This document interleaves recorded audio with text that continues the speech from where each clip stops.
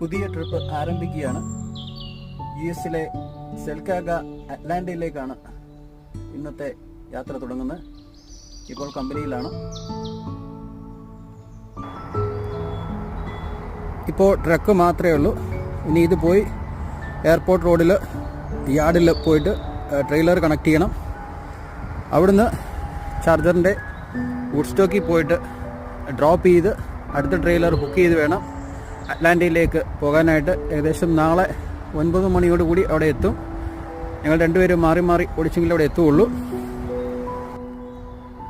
നമ്മുടെ ചാനൽ വർണ്ണപ്രപഞ്ചം എന്ന channel subscribe ചെയ്യാൻ മറക്കല്ലേ. ഫേസ്ബുക്ക്, ഇൻസ്റ്റാ പേജ് എല്ലാം വർണ്ണപ്രപഞ്ചം.